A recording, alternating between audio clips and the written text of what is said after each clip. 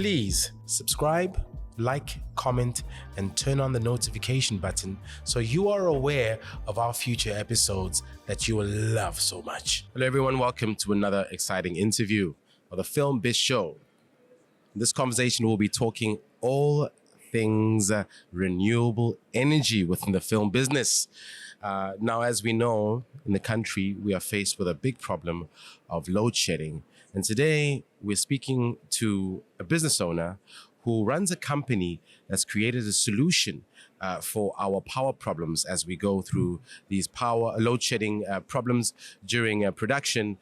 We usually tend to get energy sources that are very, very bad for our environment. We've got a gentleman who's created a solution and who's about change and whose company is an exciting prospect to bring something totally different to our landscape. His name is Abraham Cambridge, and he comes from Synergy. Mr. Cambridge, thank you for joining us. Pleasure to be here. Thanks for having me. It really is an honor to have this conversation with you. No, I'm excited. Synergy, what is it? When did it start? And what are you guys looking to do within the space? Okay, Synergy is a provider of clean mobile power systems to the film and TV content industry. We bring very innovative mobile battery systems and a very innovative solar power system to the market, so that productions can be made in a zero carbon manner. I started the company very recently in November last year, but I've been in the solar power industry since 2007. This is my fifth solar company. But I was driven to create Synergy because I left my last company, which is a solar finance company. And actually, I realized that one of my true passions, I've always felt like a calling into the film and TV industry. In a parallel dimension, I was in the film and TV industry at one point, which is a long story, but I'll tell you that another time. Yeah. But I realized actually, and having spoken to people in the industry, that there is this huge need for sustainable energy. The likes of Netflix and Amazon, they've got amazingly ambitious but necessary targets to decarbonize. And with all productions, the main environmental footprint of productions is from either transport, like flying in crew and artists to where something's being shot, or on-site power consumption to make a production. Now, when you're in like a big studio, like Shepperton Studios or whatever, like Warner Brothers Studios, they're going to have solar panels on the roof, and it's going to be clean power, and it's awesome, like LED lighting, fantastic. You can have on-site sustainability officers making sure the energy is being used efficiently, and that's great. But the moment you go to a location, there's only one answer for energy, and that's diesel generators. And it's one everyone's been using for decades, if not forever. Yeah. And it's kind of treated like an afterthought. You get your base camp set up, who's coming, who's bringing what trailers and all the crews and how many units. But then you dial in the generator guys, like we need 2 generators. And they'll bring in a 100 kVA generator and 60 kVA generator because they know that's kind of the maximum size that you're probably going to need for that kind of size production. But they're used incredibly inefficiently. They're expensive. They're noisy. Very loud. I was sat in an office trailer at a base camp the other day, and there's this guy just working with a dead generator outside his window. And I was like, does that not bother you? And he was like, he just completely ignores it. But it's like, can you imagine what kind of low-level stress that just creates, let alone the fumes like blowing through the window? Fortunately, that base camp is now powered by us. They've now got a 150 kilowatt battery inverter, and we put in 150 kilowatts of solar panels, which was installed in 24 hours, powers the whole operation. That was installed in Cape Town, and we have had the wettest winter on record. Specifically in July. We installed the system in July. And from like halfway through to July to now, there has been no diesel generator used to power that base camp at all. It's all solar powered. I was there at like 2:00 in the morning. Usually it'd be like noise. I was there, I could hear crickets. It was such a calming environment. And the guys who would usually have to like manage the fuel and like just manage energy in general, it's now just like, it's completely automatic. It's just so much more of an advanced system. They don't need to think about refueling and what's going on with the energy system because it's just there. It's always on. But you know, Abraham, you know, I mean, sometimes it's better the devil you know. I've got a generator. I know how it works. Yeah. I might put it there. There are logistics to it, you know, pouring the diesel there. It might spill. It's a bit, you know, sometimes it's old. You have to crank it up. But it's my devil, and I know this devil. What kind of so efficient mechanisms are there? So we've tried very hard to make it sure that we provide all the same ports, the same sockets that anyone would want to expect and expect to have in a generator. So we've designed it with the film industry in mind. And the most pressing thing really that the film industry obviously expects and demands is agility and rapid deployment and short-term notices of change, right? So that's why our systems are designed to just be packed up, it's flat pack and can be moved. So we've got like industrial scale power, but it's rapid deploy, but we provide the whole service. So the crew don't need to worry about doing anything. We just do everything as part of our service, which means it's just incredibly convenient for them. And we work with production teams to make sure that we have the energy system they need, when they need it, and where they're going to need it, to the size they need it. Now, as a producer, your main concern usually is budget items and costs. Yeah. I want to know, in comparison to the costs that we're currently incurring, you know, how does it work out? So that's an interesting question, and the fact is there isn't actually a very quick answer, but I will say we are probably equal to costs when you take all things into account, with other benefits, right? So let me break this down a little bit more. So when people book in diesel generators, they get told a day or a weekly rate for booking in the generator, and that's on a budget item. There is another budget item, which is fuel, and it's treated as a separate cost, often is. So, and then there's the disconnect between the two things, and no one really tracks the efficiency of a diesel generator.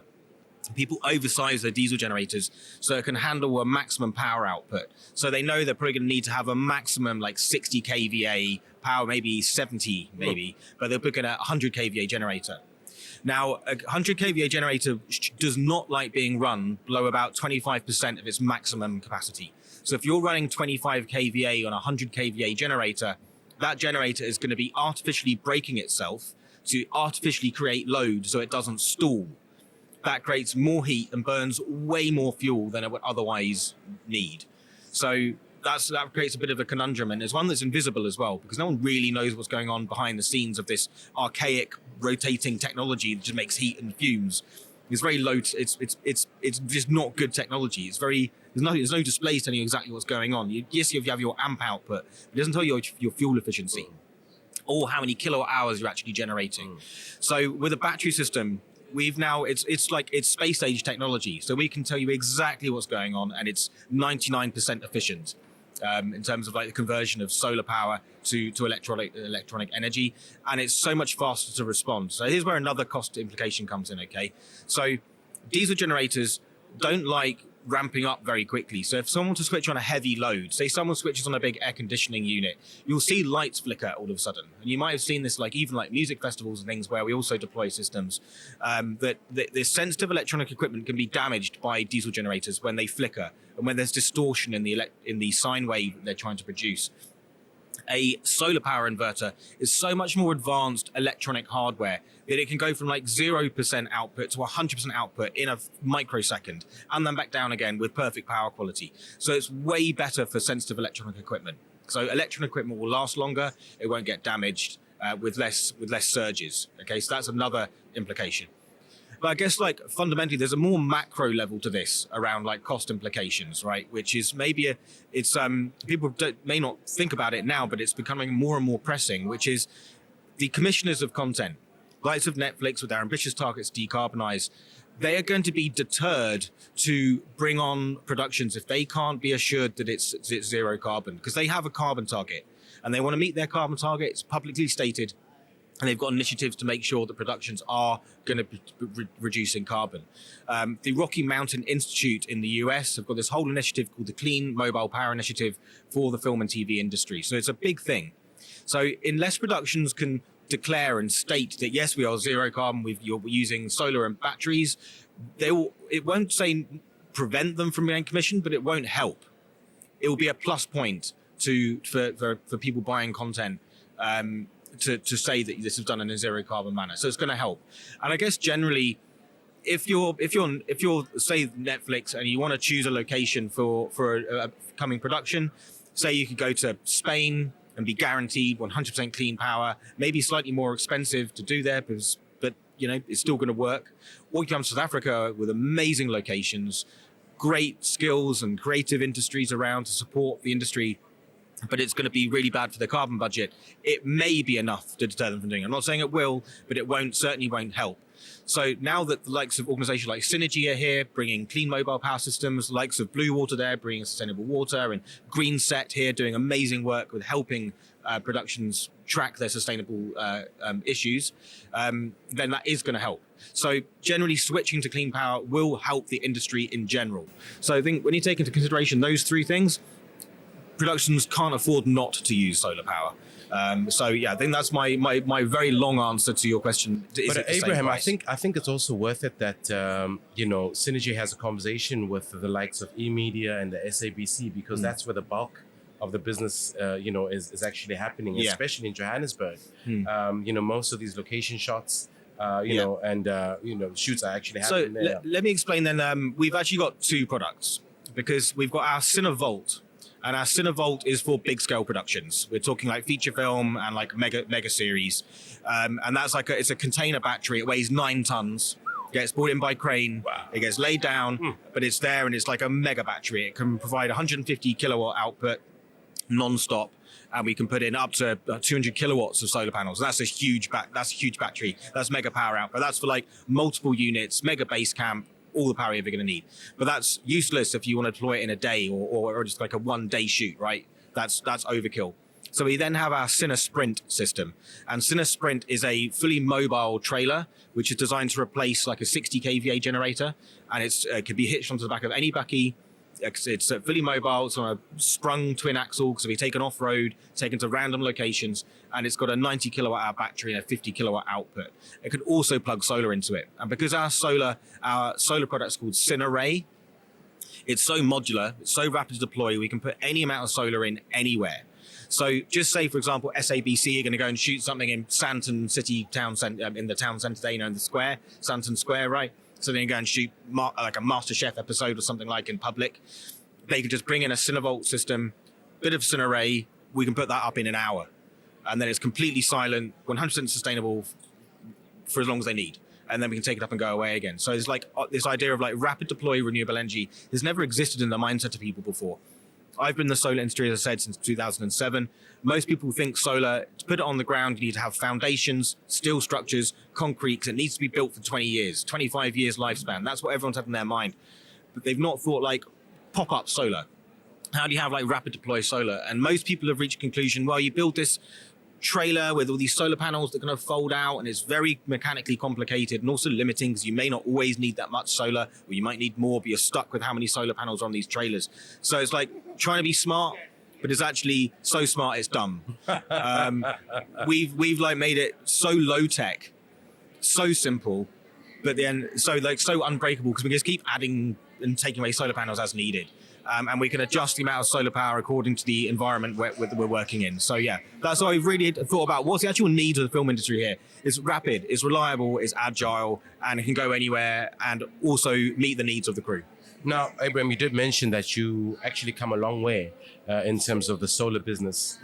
Where did it start, and what brought you to this space now? Well, so my first company was in, my academic background was in climate change science. Interesting. So I did. So you're a man who knows, you know about the foundation. Yeah. I mean, I did a physical geography degree in my first degree, and then I got into climate change science. I got a scholarship to study climate change science as a master's degree. But I immediately started gravitating towards the energy side, because I did an audit of the university I was studying in the UK called UEA, and I realized the energy footprint of that university was by far the biggest environmental footprint of the university. So So I decided to start a solar power company. I got a job as a solar panel installer in 2008, installing solar panels on a roof. Then I started my own workers' cooperative solar installation company, which I ran in the UK for about 4 or 5 years.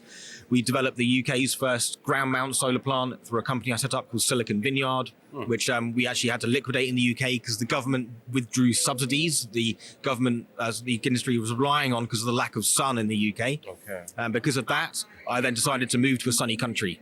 So I moved to South Africa, where there was a need for solar power, not just because it's cheaper and cleaner, but because Eskom's broken.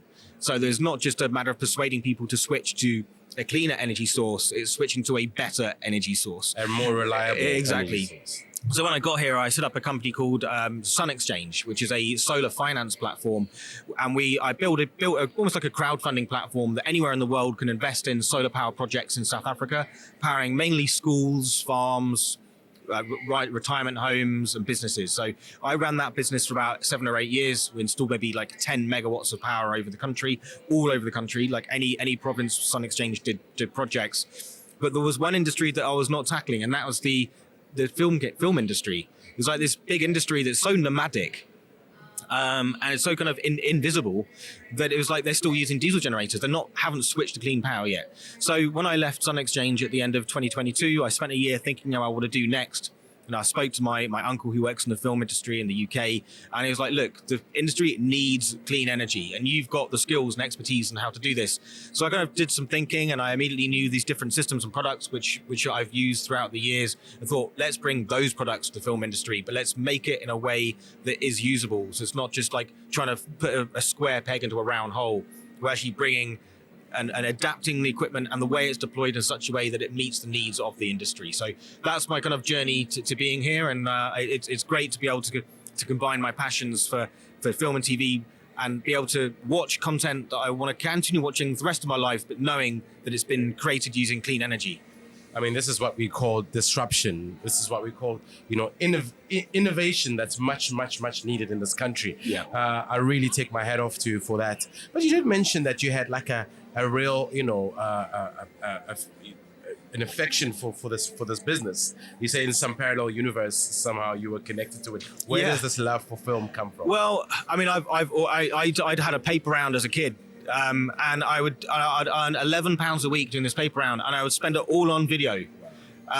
So even as a 3-year-old, I worked out how to use my video machine as a 3-year-old. My dad didn't know how to use it, and I was using it as a 3-year-old. So I've always loved watching film and entertaining myself. And I used to make short movies at university. The thing that I enjoyed the most in my life at Sun Exchange was making film to show the stories of what we were doing. Like, we're impacting communities. We're helping bring solar power to schools and bringing solar power to remote locations in Kenya. So I love telling the story. And I just wanted to be involved with that somehow, right?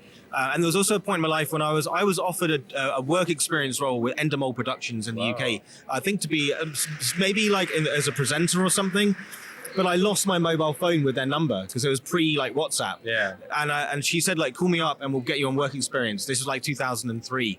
So in a parallel universe, I didn't lose my mobile phone. Yeah. I did call them up, and I would have been working in film and TV for the rest of my life. But as it happened, I did lose the phone, ended up in renewable energy. But now I thought, okay, cool. Well, actually, I can now bring these skills and the things I've learned along the way and bring it back to the film and TV industry and contribute in a different way, but I think probably more meaningful and holistic way as well. Your story is what we call passion meeting purpose, and that's exactly why. Otherwise known as Ikigai. Ikigai. What is that? Ikigai is if you have if you merge your purpose with your passion and what you're good at, and also with a thing of how you can make a living, when those things converge, that middle point is called your Ikigai. How do we spell that? I need to. Ikagi. It's a Japanese philosophy. So if you can find your Ikigai, something you can make money doing that you're good at, that's also you're passionate about. I think I've seen this before. That's your Ikigai. Yeah. I've seen this before. I need to research that. Yeah, Ikigai. Yeah, you definitely reach your Ikigai. I mean, you seem like you're in your Ikigai right now. I mean, you're speaking to people here in an amazing event surrounded by creative people. Yeah, I was just telling my partner that this is the kind of business that we really want to be associated with going forward. Yeah, and we really hope that we can create a long-term relationship with Synergy. It would be great. Yeah, to bring much-needed disruption within the space and solutions that are needed. Yeah, we had a conversation with the festival director of the Rustenburg Film Festival. And, the spaces that are unexplored, different provinces that need to know about this. So we definitely want to work with you going forward. Thank you. And bring you closer to our network of filmmakers and see how exactly we can take your product where it's much needed. Exactly. I mean, it surprised me coming into this conference. There was nothing on the agenda about sustainability in film, which surprised me a great deal because, I mean, in the UK, we've got We Are Albert. There's a whole major track, there's a whole conference on sustainability in film, but nothing at this event. So, I've already spoken to the organisers, hopefully getting some onto the bill for the agenda for next year. We'll hopefully put a panel together with people with different elements of sustainability in the film industry in this country. But yeah, happy to spread the good word. Delighted to stay connected. Let's keep talking and spread the message. Mr. Cambridge, thank you so much for joining us. Thanks, Marcus. Thank you.